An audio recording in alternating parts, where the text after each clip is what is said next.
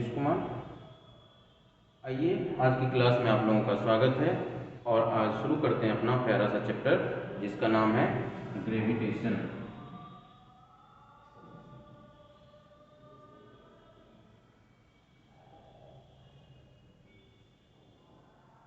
पहले इसके बारे में कुछ लिख लीजिए। Gravitation is a phenomena which act between two bodies. दुनिया का कोई भी टू बॉडीज एक दूसरे पर अट्रैक्टिव फोर्स लगाता है जिसको ग्रेविटेशनल फोर्स कहते हैं। इसको डिटेल में पढ़ने से पहले हम लोग कुछ हिस्ट्री के बारे में जान लेते हैं।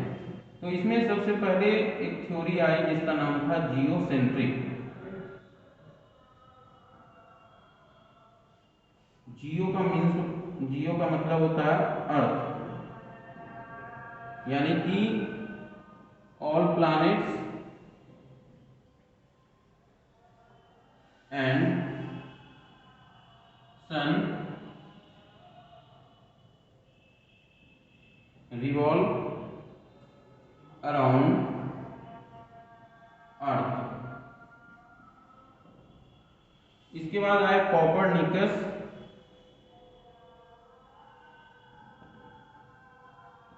इन्होंने हीलियोसेंट्रिक थ्योरी दिया।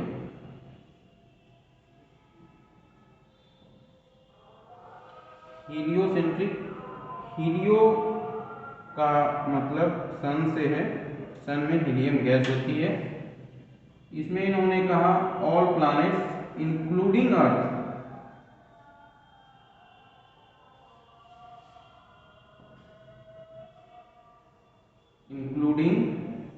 अर्थ रिवॉल्व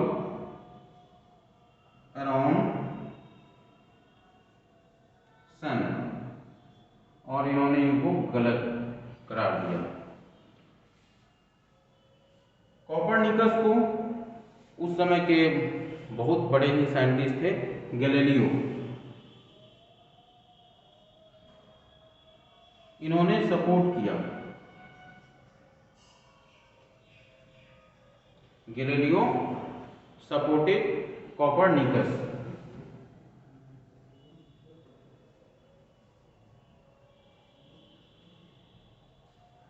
गैलीलियो के पास टेलीस्कोप हुआ करता था जिससे ये देखते थे चीजों को, तो इन्होंने इनको सपोर्ट किया, जिसके चलते जो जियोसेंट्रिक सपोर्टर लोग थे वहां पर, इन्होंने गैलीलियो को बहुत भला बुरा कहा कि आप कैसे कह सकते हैं अर्थ के बारे में कि अर्थ भी सन के चारों ओर चक्कर लगाती है, ऐसा नहीं हो सकता है। और इसके चलते इनको गैलीलियो को बहुत सारा नुकसान भी सहना पड़ा। उन्हें देश निकाल की सजा की बात चली। लास्ट टाइम में उन्हें हाउस अरेस्ट यानी घर में नजरबंद कर दिया गया। और फिर भी गैलीलियो ने कहा कि नहीं, ये सही है, ऑल प्लैनेट्स इंक्लूडिंग अर्थ सन के चारों ओर चक्कर लगाते हैं, आप जो मर्जी करो, जो सही है वो सही है। और ऐसा कहा जाता है कि 300 साल के बाद ये जो थे जियोसेंट्रिक सपोर्टर वाले ऑर्गेनाइजेशन, इनसे गैलीलियो के मरने के 300 साल बाद माफी मांगी। इनके बाद आए केपलर भाई साहब। इन्होंने 3 प्लानेटरी मोशन का लॉ दिया। 3 प्लानेटरी मोशन के लॉ दिए इन्होंने। और इनके बाद लास्ट में आए न्यूटन। इन्होंने ये जो थ्योरी थी, इनका जो ऑब्जर्वेशन था, केपलर भाई साहब का जो था, ये सब को ऑब्जर्व करके और अपना लॉ दिया, लॉ ऑफ ग्रेविटेशन।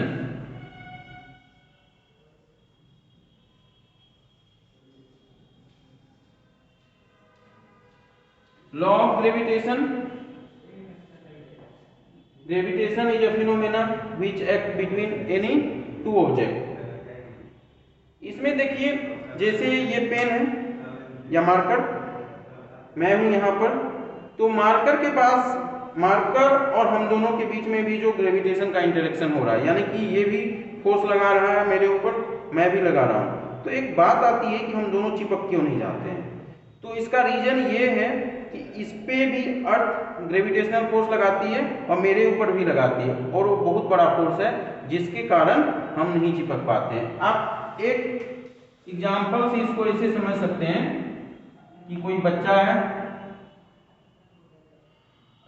कहीं घूम रहा है, ये मेला में मान लीजिए, दो अनजान आदमी इनको बोल रहे हैं इधर आओ, और इसकी मम्मी है यहाँ पर और ये बच्चा को बुला रही है, तो बच्चा कहाँ जाएगा? जाहिर सी बात है ये बच्चा यहाँ पे जाएगा। तो उसी तरह से इसके पास भी ग्रेविटी है, हमारे पास भी है, लेकिन अर्थ जो है ना, इसके ऊपर भी फोर्स लगा रही है, मेरे ऊपर भी लगा रही है, और वो बड़ा फोर्स है जिसके कारण हम चिपक नहीं पाते हैं। और देखिए, इस दुनिया में हर एक ऑब्जेक्ट दूसरे ऑब्जेक्ट के ऊपर ग्रेविटेशनल फोर्स लगाता है, लेकिन क्लास 9th में जो हम लोग पढ़े थे ये वाला formula, F directly proportional to m1 m2 divided by r square, और यहां से हम लोग निकाले थे G m1 m2 upon r square. इसको डिटेल में पढ़ेंगे, बस अभी ये समझना है कि लॉ ऑफ ग्रेविटेशन जो है हर ऑब्जेक्ट के लिए वैलिड है, क्योंकि इस यूनिवर्स में हर ऑब्जेक्ट के पास मास है, तो मास है तो ग्रेविटेशन होगा ही। लेकिन न्यूटन का जो फॉर्मूला है ये केवल पॉइंट मास, और बाद में देखा गया कि जो स्फेरिकली सिमेट्रिक ऑब्जेक्ट है उनके बीच भी फोर्स वही आता है, तो उसमें भी यूज करने लगे। तो जो ग्रेविटेशन है, इस दुनिया का कोई भी आर्बिट्रेरी शेप का ही ऑब्जेक्ट क्यों नहीं है, तो दोनों के बीच में लगेगा, लेकिन ये फॉर्मूला 2 पॉइंट मासेस या 2 स्फेरिकली सिमेट्रिक ऑब्जेक्ट है उसी में लगेगा। ठीक है, यहां तक कोई दिक्कत नहीं होना चाहिए। आइए हम अब पढ़ते हैं न्यूटन्स लॉ ऑफ ग्रेविटेशन को डिटेल में।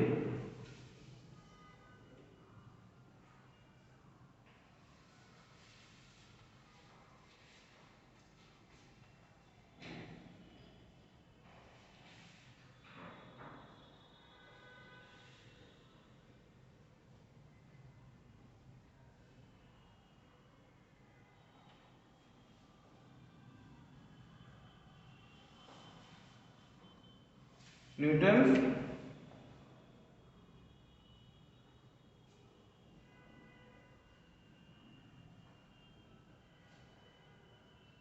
लॉ ऑफ ग्रेविटेशन के लिए Newton's gravitational law.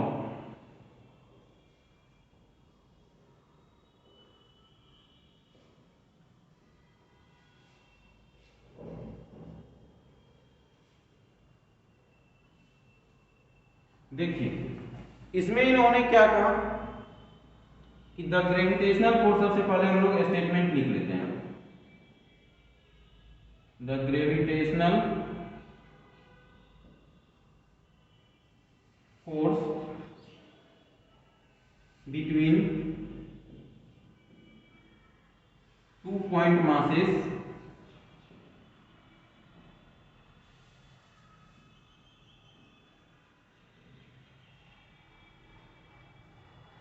is directly proportional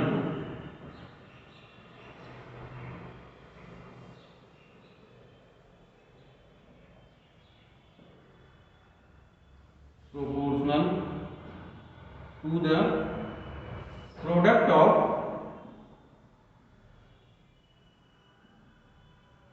masses and inversely proportional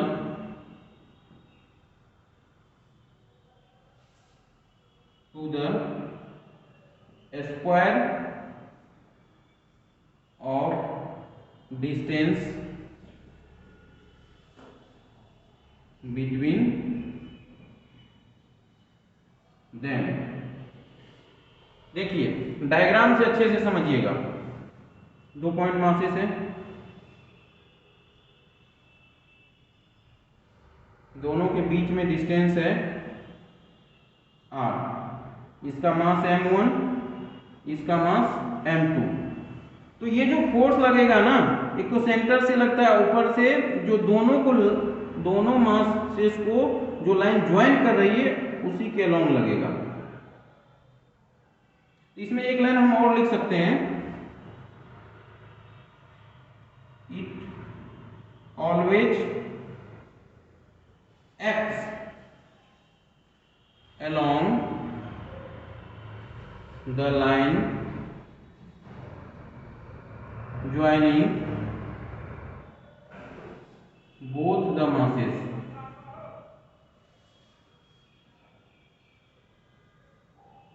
या both the masses, यानी कि इस ऑब्जेक्ट को और इस ऑब्जेक्ट को जो लाइन ज्वाइन कर रहा है दोनों को उसी के अलोंग में लगेगा। मान लीजिए एफ लग रहा है और इक्वल लगता है तो ये भी एफ हो गया।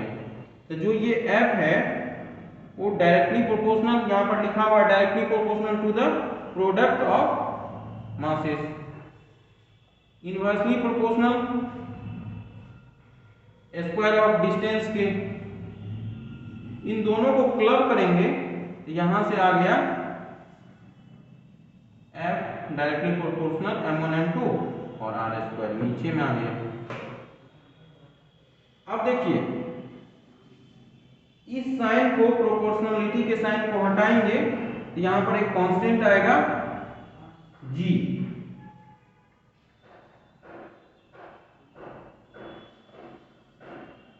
और इस g का नाम होता है यूनिवर्सल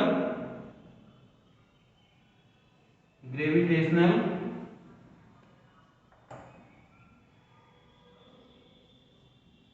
कांस्टेंट।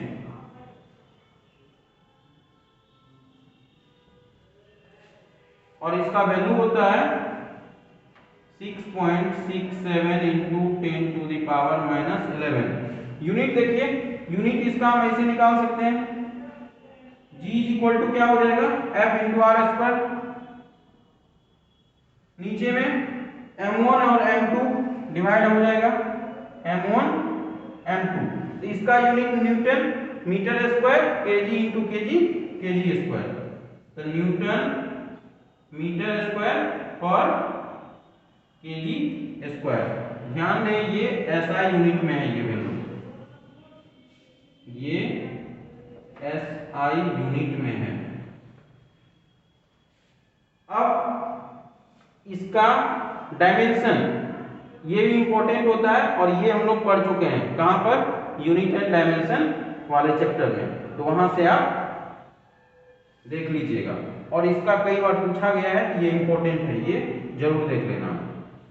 अब न्यूटन्स ग्रेविटेशनल लॉ का ये जो फॉर्मूला है, खास करके ये वाला, ये पॉइंट मास और स्फेरिकली सिमेट्रिक मास के लिए भी वैलिड है, ये चीज ध्यान में रखना है। इसके बाद हम लोग पढ़ेंगे प्रॉपर्टीज। तो आइए हम लोग फ्रेश कर लेते हैं और फ्रेश करके अच्छे से पढ़ते हैं।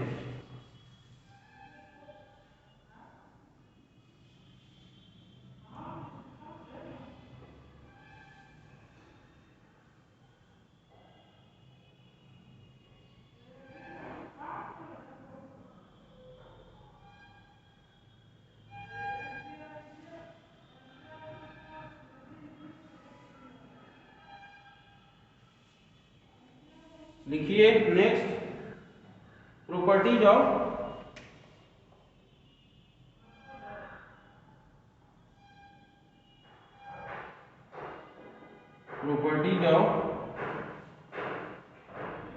ग्रेविटेशनल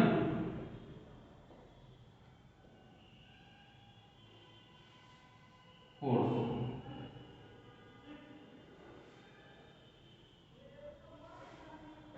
पहला, weakest force in the nature, weakest force in the nature।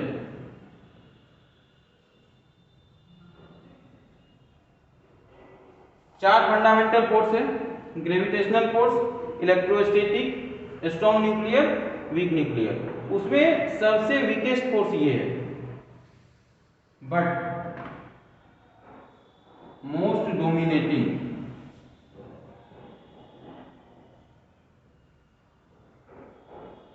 एक बार एम्स में एक क्वेश्चन आया हुआ था एसर्शन रीजन में, जहां पर लोगों ने मोस्ट डोमिनेटिंग का मतलब स्ट्रेंथ से समझ लिया था, जो कि ऐसा नहीं है। मोस्ट डोमिनेटिंग का मतलब है यहाँ पर एवरीवेयर, यानी कि यूनिवर्स में हर ऑब्जेक्ट के पास मास है, और मास है तो ग्रेविटेशनल फोर्स वहां लगेगा ही, तो हर जगह लगता है। इस सेंस में मोस्ट डोमिनेटिंग यहाँ पर लिखा हुआ है। दूसरा एट्रैक्टिव फोर्सेस, यानी कि ये जो फोर्स है एट्रैक्टिव नेचर के होते हैं।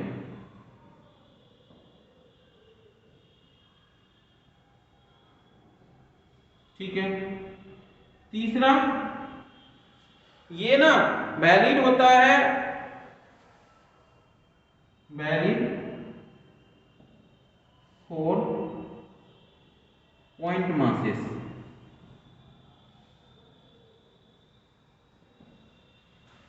पॉइंट मासेस के लिए ये वैलिड है। Also can be applied for spherically symmetric object. Spherically symmetric objects. पहले तो इसी के लिए निकाला गया था, लेकिन बाद में देखा गया कि जो स्फेरिकली सिमेट्रिक, मान लीजिए बड़ा बड़ा स्फेयर है, तो इसके बीच जब फोर्स निकाल के देखा गया तो इसी के इक्वल आ रहा, एफ के इक्वल ही। तो स्फेरिकली सिमेट्रिक ऑब्जेक्ट में भी इसको हम आसानी से लगा सकते हैं। अब ध्यान ये रखना है कि ये जो लॉ है, फार्मूला खास करके पॉइंट मासेस के लिए और स्फेरिकली सिमेट्रिक ऑब्जेक्ट्स के लिए, लेकिन ऐसा नहीं है कि इसके बीच और हमारे बीच नहीं लगता, आपके बीच और हमारे बीच नहीं लग रहा है। या मान लीजिए इसे कोई रड है, इसका मास m और कोई पॉइंट मासेस है, इसका मास स्मॉल m, दोनों के बीच में डिस्टेंस r। तो यहाँ पर ग्रेविटेशनल फोर्स काम तो कर रहा है, लेकिन ये फॉर्मूला हम नहीं लगा सकते हैं। यहाँ पर आप अगर ये लगा देते हैं तो ये गलत हो जाएगा।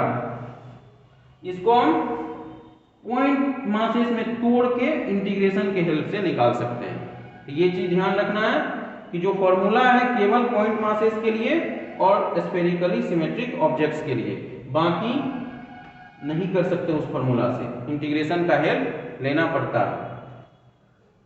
चलिए इसको हम फ्रेश कर लेते हैं, या नीचे जगह बचा हुआ है, थोड़ा एक पॉइंट और लिख सकते हैं हम लोग। इंडिपेंडेंट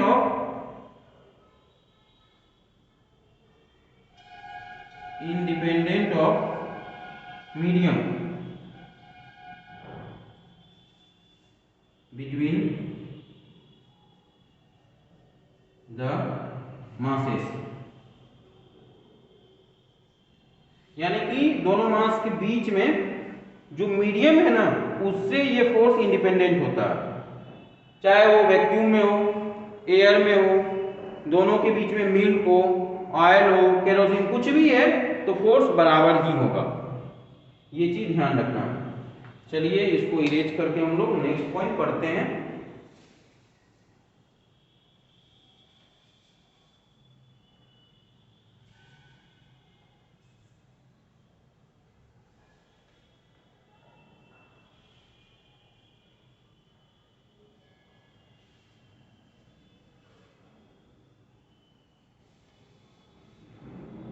चार हो गया। पांचवा, फॉलो इनवर्स स्क्वायर लॉ।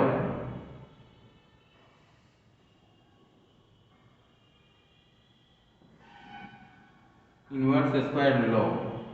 और 6, लॉन्ग रेंज फोर्स।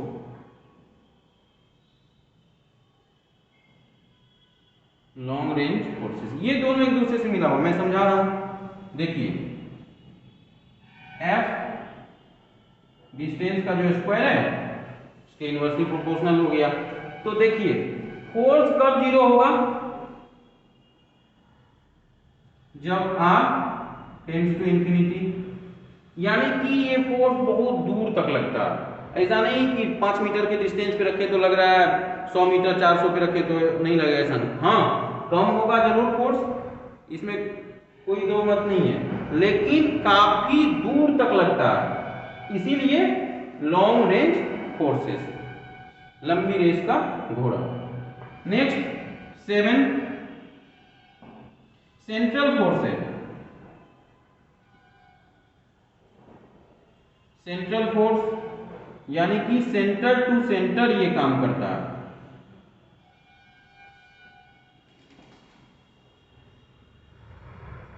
देखिए कैसे, दो स्फेरिकली सिमेट्रिक ऑब्जेक्ट है, तो इसका जो सेंटर है वहां से फोर्स लगता है, यहां से हम दिखा सकते हैं। ठीक है, इस तरह से कोई दिक्कत, समझते हुए जाना है और कंसेप्ट को समझना अच्छे से। नहीं समझ आता है 3 बार पूछिए, मैं 9 बार बताऊंगा। नेक्स्ट पॉइंट आ जाएगा कंजर्वेटिव। कंजर्वेटिव कहने का मतलब, वर्क पावर एनर्जी में भी हम लोग पढ़ चुके हैं कि जो वर्क डन होगा ग्रेविटेशनल फोर्स के कारण, ये पाथ इंडिपेंडेंट होगा, यानी कि वर्क डन पाथ इंडिपेंडेंट होगा।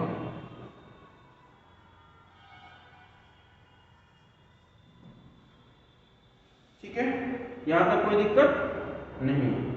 नेक्स्ट जो है 9, हम लोग लिख सकते हैं, ये जो फॉर्मूला या लॉ है, कांट प्रूव, इसको प्रूव नहीं कर सकते हैं, बट कैन वेरीफाई, इसको हम लोग वेरीफाई कर सकते हैं कि F directly proportional M1 M2, ये कैसे प्रूव करिएगा। तो ये हम प्रूफ नहीं कर सकते हैं, इसको केवल वेरीफाई कर सकते हैं। Next 10 mediated by graviton. देखिए gravitational force long range force है, और दो ऑब्जेक्ट के बीच में कांटेक्ट होगा तभी ये फोर्स लगेगा, या कांटेक्ट नहीं होगा फिर भी फोर्स लगेगा, बताइए। कांटेक्ट नहीं होगा फिर भी ये फोर्स लगता है, तो बीच में कैसे लगता है, तो साइंटिस्ट ने एक हाइपोथेटिकल पार्टिकल ढूंढा ग्रेविटॉन, जो एक्सचेंज करता है और उससे फोर्स लगता है। 11 region of stability of the universe, क्या होगा, इस ग्रेविटी। देखिए सन के पास बहुत बड़ा ग्रेविटेशनल फोर्स है, जिसके कारण हर एक प्लैनेट को फिक्स ऑर्बिट में चक्कर लगवाता है। अगर सन का ग्रेविटेशनल फोर्स खत्म हो जाए ना, तो पूरा जो ये सोलर सिस्टम है सारा चीज तबाह हो जाएगा, बर्बाद हो जाएगा, लूट जाएगा, खत्म। Next forms action reaction pair. देखिए एक्चुअली ये थर्ड लॉ जो है न्यूटन का, उसको फॉलो करता है, फॉलो थर्ड लॉ। देखिए पहला ऑब्जेक्ट, दूसरा ऑब्जेक्ट, इसको मान लेते हैं 1, इसको मान लेते हैं 2, तो इस पे जो फोर्स लग रहा है फोर्स ऑन 1 ड्यू टू 2, और इस पे जो फोर्स लग रहा है फोर्स ऑन 2 ड्यू टू 1, यानी कि फोर्स ऑन 1 ड्यू टू 2 के कारण, और ये जो हुआ फोर्स ऑन 2 किसके 1 के द्वारा। तो डायरेक्शन अपोजिट है, तो हम वेक्टर में अगर लिखेंगे तो F12 is equal to minus F21, क्योंकि डायरेक्शन अपोजिट है। अगर वेक्टर में नहीं लिखना है, केवल मैग्नीट्यूड लिखना है, मैग्नीट्यूड दिखाना है, तो अगर मैग्नीट्यूड केवल बताना है तो सीधा सीधा लिख दीजिए, क्योंकि मैग्नीट्यूड तो बराबर ही होता है। ठीक है, यहां तक कोई दिक्कत नहीं है। लगभग सारे प्रॉपर्टीज जो है इसके मैंने आपको बता दिए। उम्मीद करता हूं कि यहां तक आपको अच्छे से समझ में आ गया होगा। इसके बाद एक क्वेश्चन पूछता हूं आप लोगों से कि जो ग्रेविटेशन है, इंटरेक्शन होता है between point masses only, any arbitrary shape bodies, planets only, none of these, बताइए क्या ग्रेविटेशन ना कोई भी आर्बिट्ररी शेप का ही बॉडी क्यों नहीं है, तो दो बॉडी के बीच में लगेगा। ठीक है, एक क्वेश्चन और पूछ रहा हूं कि दो मास है, पहले हम लोग ना फ्रेश कर लेते हैं यहां पर अच्छे से, फिर बनाएंगे।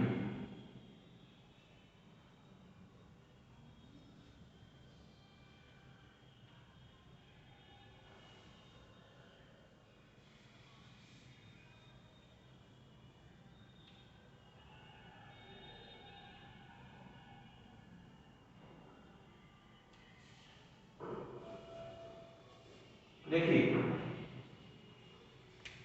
दो पॉइंट मास है, दोनों के बीच में m1 m2, दोनों के बीच में डिस्टेंस है मान लीजिए r, इस पे फोर्स लग रहा है F। ये दोनों मास को हम डीप कर दे, अभी मान लीजिए वैक्यूम में या एयर में है, दोनों को डीप कर दे जा करके वाटर में, और डिस्टेंस भी इतना ही रखें, तो नेक्स्ट फोर्स क्या होगा बताइएगा। A greater than F, B less than F, C equal to F, D can't say. तो दोनों मास के बीच में जो मीडियम कुछ भी हो उसके ऊपर डिपेंड ही नहीं करता, मीडियम से इंडिपेंडेंट होता है, तो फोर्स क्या होगा C ही रहेगा। मान लीजिए एक हाइपोथेटिकल क्वेश्चन कि इफ समहाउ सन और अर्थ जो है उसका डिस्टेंस डबल कर दे तो फोर्स पे क्या इफेक्ट आएगा। तो देखिए सन है, दोनों के बीच में पहले डिस्टेंस r था, तो फोर्स कितना हो जाएगा, इसका मान लीजिए m1 और इसको मान लीजिए m2, तो फोर्स कितना हो जाएगा G m1 m2 upon r square. Distance को क्या है कि किसी तरह से डबल कर दें तो क्या होगा, G तो यूनिवर्सल ग्रेविटेशनल कांस्टेंट है, मास वही रहेगा m1 m2, डिस्टेंस को डबल कर दीजिए तो क्या हो जाएगा, यहां से इसको f माने थे तो इसको f डैश मान लेते हैं, तो G m1 m2 अपॉन यहां से स्क्वायर होगा तो 4 r स्क्वायर। तो देखिए ये क्या है, ये ऊपर में f तो 1/4 हो गया। ठीक है, इसके बाद प्रिंसिपल ऑफ सुपरपोजिशन होता है जो कि इलेक्ट्रोस्टैटिक में भी बहुत काम आता है, उसको भी हम पढ़ेंगे, लेकिन उससे पहले हम लोग बाल्टी भर भर के पहले क्वेश्चन करेंगे।